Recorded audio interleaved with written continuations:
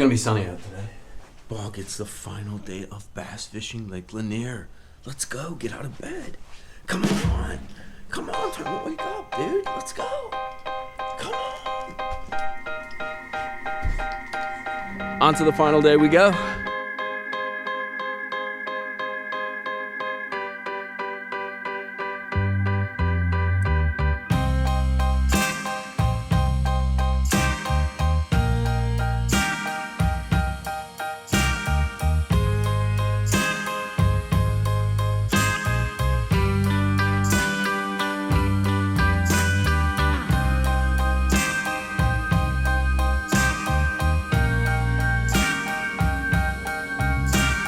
Welcome to the final day, boys. If we can catch one of the fish that I saw yesterday, I saw probably 5 or 6 fish over 5. Just giants. I had no idea there were such big, and I'm pretty sure they were all largemouth. There might have been 2 that were spots, but I had no idea there were such large fish in Lanier. I guess after that 23.5 pounds of spots, it makes sense, but that was mind-blowing, dude. Absolutely mind-blowing. We got Bog with us. He's a little chilly this morning. Are you a little chilly? You ready to catch some fish, though, huh? Yes. Bog's not even joining the video today, at least until we catch some bass. I got to do my deal, so he'll do his deal. Well, make sure to hit that like and subscribe button. I hope you guys enjoyed this series. It's been down, up, down, up. It's been really manic, and that's the way, spring and the spawn works. I got some fun baits tied on. We're really going to do some dock fishing and some shallow water fishing. I got my sweet baits tied on. I put it on a flipping stick like Tim mentioned, so I can throw it around.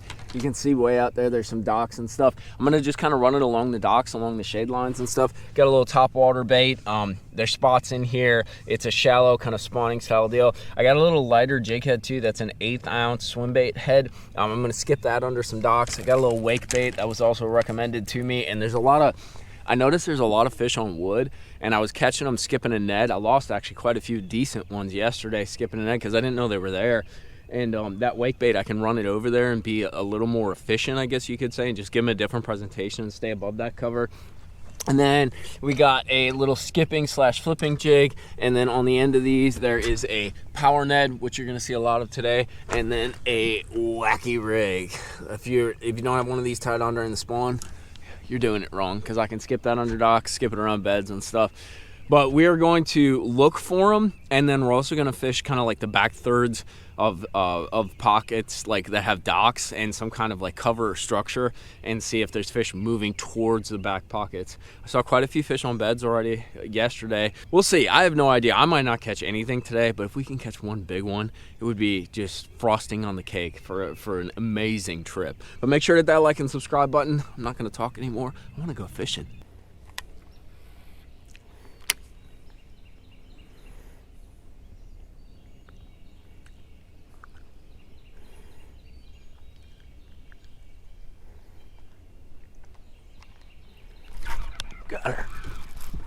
Got her.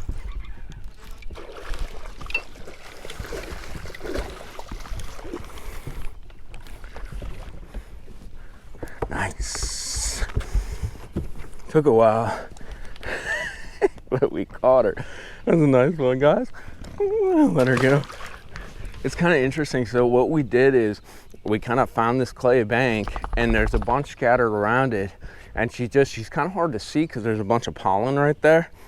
But basically we just kind of looked for her, saw a shadow, backed off and kind of watched for a minute, and then pitched to it, and then saw the shadow moving around and kind of got a little bit closer so we could kind of isolate exactly where the bed was, and then use the bait to kind of pick out the exact sweet spot where she was reacting. This is super cool. It shows exactly, I really hope you guys can see her. It's a 3.5 pounder, and she's off the bed right now. She's about to swim back on. The male's on the other side. You see the stump, and there's brim scooting around, and they're chasing brim. Oh, another male just tried to come on, dude. They're having a threesome. So, oh, there they are. So you see them down on the bed right there?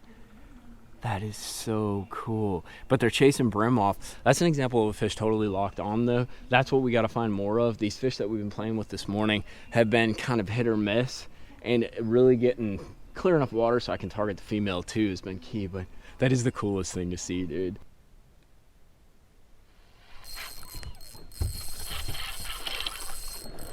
think that's a largemouth.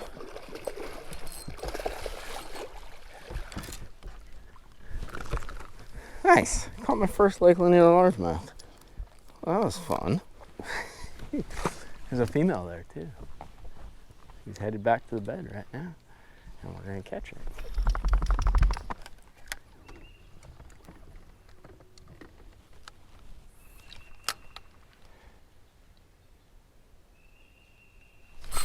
Got him.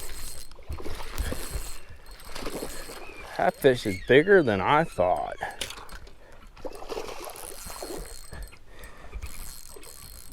Dude, she wasn't even on the bed. Like, I actually just hit her with the jig, and because she was getting all frisky and angry.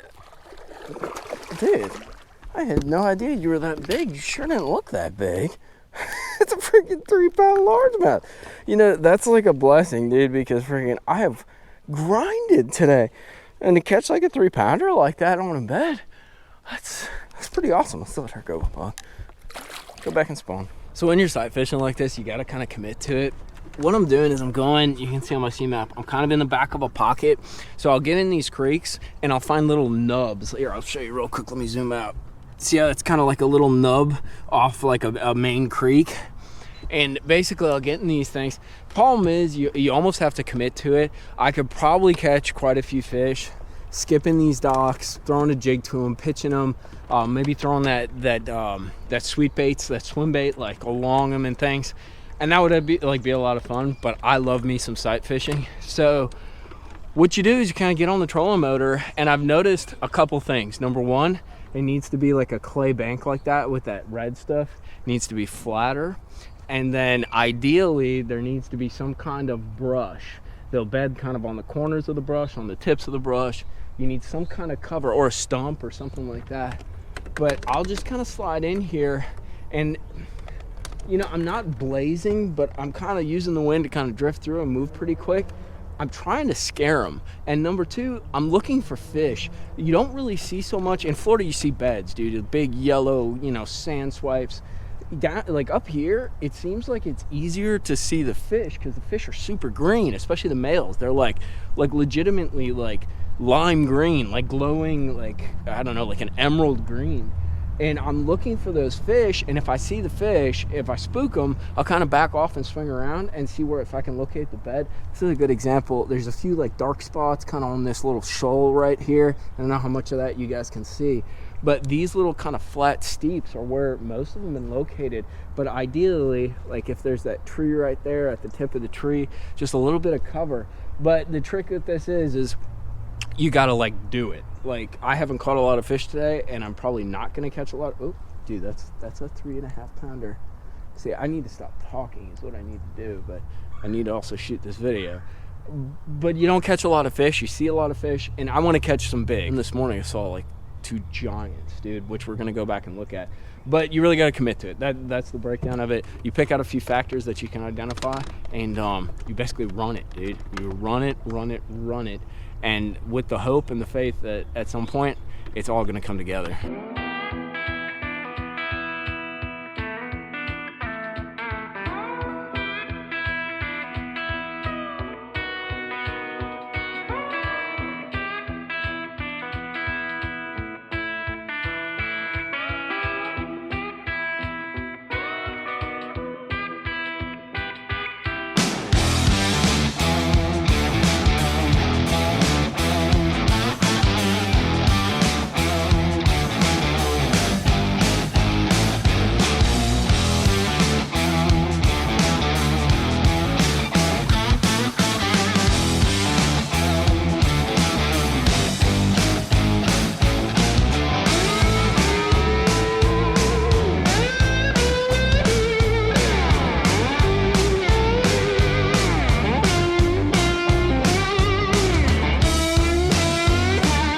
I missed this fish, and then I caught this fish. It only took another hour or so, 25 to an hour later. Here's the crazy part though, dude. So I don't know what happened. My hook didn't come out, but this fish got weird to my bait. But the trick is she's behind a tree, so I had to throw braid at her, and she didn't like that either, I don't think. But I finally, at the end, I started kind of hitting her in the side a little bit, and she finally ate it, hooked in the mouth. Here's the craziest part about this whole deal. There's a 2-pound male that must have got caught because he won't do anything about a bait being in the bed. This one's like probably 6.5, almost 7. Right below me, swimming around on this, we're on just like a little clay point or a sandy point. There's like a 9-pounder, dude. And at first I thought it was the fish from that bed, but it's not. It's just a random female sunning herself. Let's get this fish back there. I don't like keeping him in the well so long. Dude, look at that. Am I in Florida, boys? All right, let's get her back. Dude, that is a beautiful spawning fish. Thank you. That was awesome. Oh, sight fishing, boys. You don't get much of a window to do it, but when you can, it is some of the most intense fishing, and it's so different doing it on these lakes up here.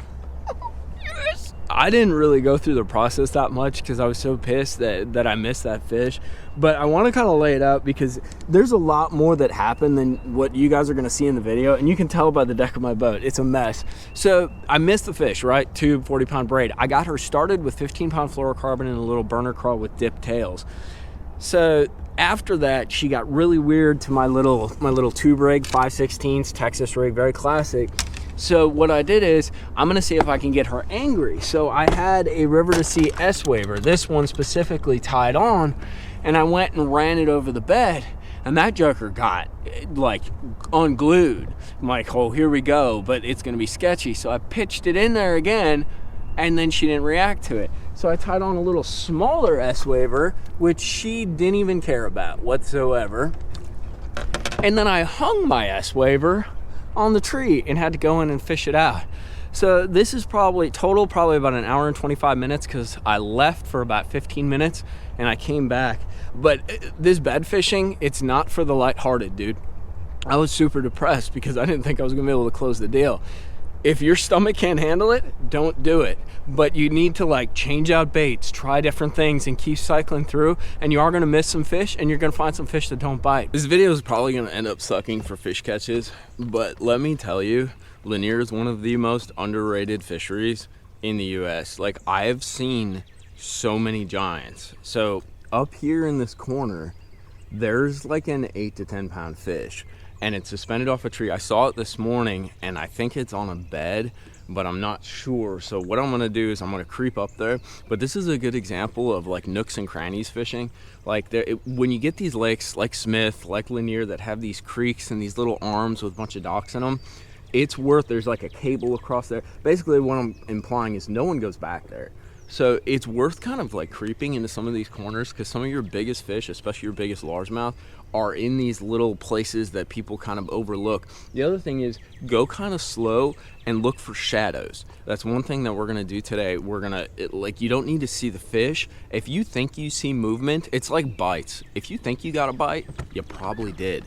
And if you think you saw a shadow, you probably did. But we've seen so many bigs thus far today. I don't know if I'm gonna be able to catch them. I probably won't be able to, but it's this place is nuts, dude. There are giant freaking largemouth in here. It's crazy.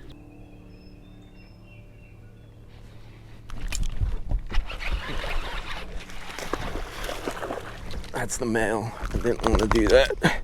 Dude, that's a giant male. I'm gonna get her back real quick. I thought that was the female. I screwed up there, boys. That's right, maybe she'll come in now, though. That was stupid. The amateur hour.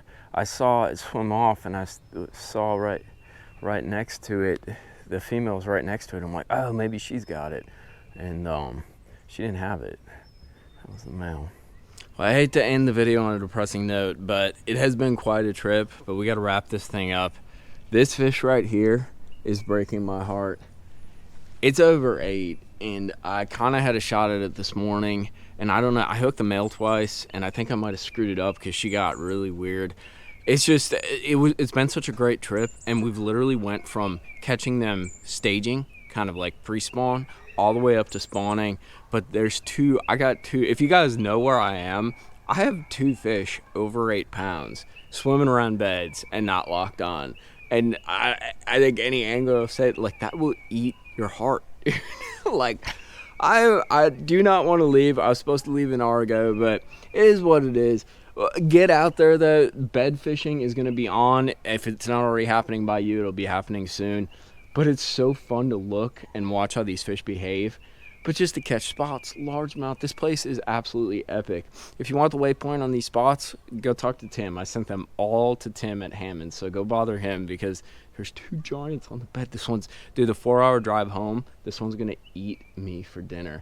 But make sure to hit that like and subscribe button. If you don't do it for me, do it for my buddy Bog over here, best fishing partner, who is super hot. You want to go home? Yeah.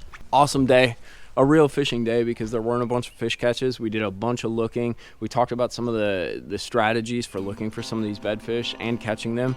It usually works, not always, but that's the game we play. But tight lines, guys. I hope you guys are out there fishing or at least playing around with some fish and stuff. We'll see you next time back out on a different lake or talking bass.